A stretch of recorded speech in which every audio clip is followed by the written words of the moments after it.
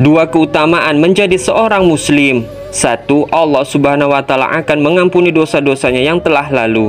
Hal ini sebagaimana firman Allah Subhanahu wa Ta'ala, katakanlah kepada orang-orang yang itu, jika mereka berhenti dari kekafirannya, niscaya Allah akan mengampuni dosa-dosa mereka yang sudah lalu, dan jika mereka kembali lagi, sesungguhnya akan berlaku kepada mereka sunnah ketetapan Allah terhadap orang-orang dahulu.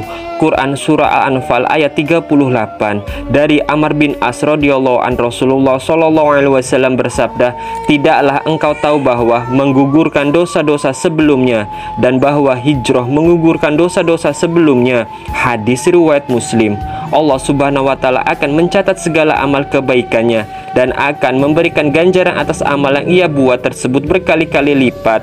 Sedangkan untuk yang telah ia lakukan, maka Allah Subhanahu wa Ta'ala akan memberikan balasan sesuai dengan perbuatannya, kecuali Allah Subhanahu wa Ta'ala telah mengampuninya. Hal ini sebagaimana sabda Rasulullah Shallallahu Alaihi Wasallam, jika seorang hamba masuk Islam lalu Islamnya baik, Allah menulis semua kebaikan yang pernah dia lakukan dan dihapus darinya semua keburukan yang pernah dia lakukan. Kemudian setelah itu ada kisos, balasan yang adil, yaitu satu kebaikan dibalas 10 kali lipat sampai 700 kali lipat.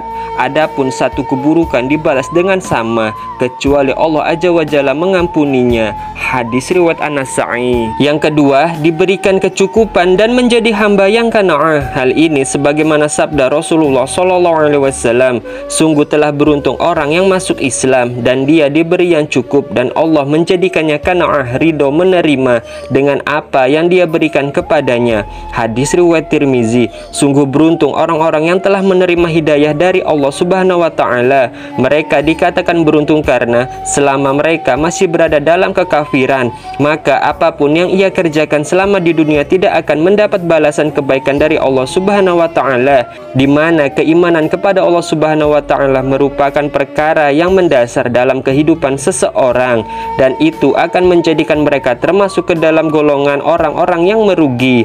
Allah Subhanahu wa Ta'ala berfirman, barang siapa terhadap keimanan, maka hapuslah amalannya dan ia di hari akhir termasuk orang-orang merugi. Quran Surah Al-Maidah ayat 5. Wallahu a'lam bishawab.